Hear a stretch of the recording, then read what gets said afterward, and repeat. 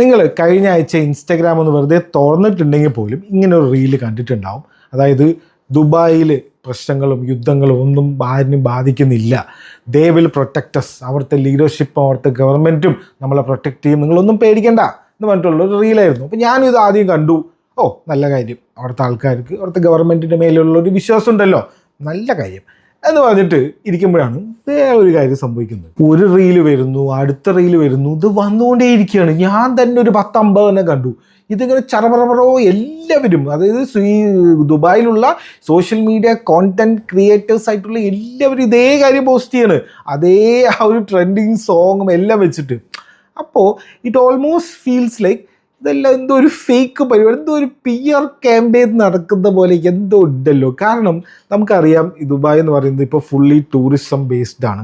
So അവിടെ ഈ middle ഈസ്റ്റിലുള്ള പ്രശ്നങ്ങളൊക്കെ അവിടെയും ബാധിക്കുന്നുണ്ട് എന്നുള്ളൊരു നെറേറ്റീവ് വന്നു കഴിഞ്ഞാൽ ഇറ്റ് വിൽ അഫക്റ്റ് ദുബായ്. നമ്മുടെ ആൾക്കാരൊക്കെ അവിടെ ജോലിക്കാണ് പോകുന്നതെങ്കിലും ഈ വെസ്റ്റിലുള്ള ഈ പൈസക്കാരായിട്ടുള്ള ഈ മറ്റേ ഈ റഷ്യക്കാർ ഒലിഗാർക്സും ഈ അമേരിക്കയിലുള്ള ടീംസൊക്കെ അവിടെ ടൂറിസത്തിനും അവിടെ ഈ ഇൻവെസ്റ്റ്മെൻറ്റ് ഹെവി ഇൻവെസ്റ്റ്മെൻറ്റ് ചെയ്യാനേ മാത്രമേ പോകുന്നത്. അപ്പോൾ അവരുടെ മുന്നിലൊക്കെ ഈ ദുബായ് എന്ന് പറഞ്ഞ ഒരു സംഭവം ഉണ്ട്, ഒരു ഇമേജ് ഉണ്ട്. ആ ഇമേജ് തകരണ ഫുട്ടേജസും കുറേ കാര്യങ്ങളൊക്കെ ആയിരുന്നു ഇപ്പോൾ ഈ ആഴ്ച മുഴുവൻ വന്നുകൊണ്ടിരുന്നത്.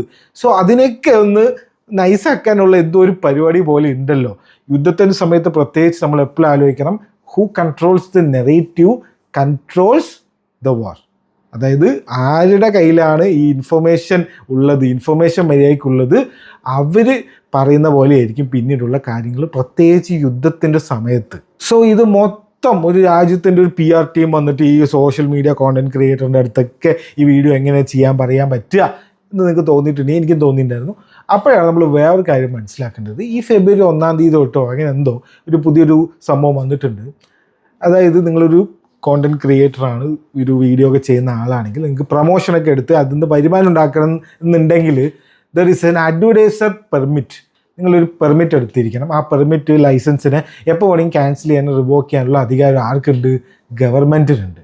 സോ അവർ പറഞ്ഞ കേട്ടില്ലെങ്കിൽ അല്ലെങ്കിൽ അവർ പറഞ്ഞ പോലെ എന്തെങ്കിലും ചെയ്തിട്ടില്ലെങ്കിൽ അല്ലെങ്കിൽ അവർക്കെതിരായിട്ട് എന്തെങ്കിലും പറഞ്ഞു കഴിഞ്ഞാൽ they can cut that permit. അതോടെ നിങ്ങളുടെ ചാനലും പൂട്ടി വീട്ടിലിരിക്കേണ്ടി വരും.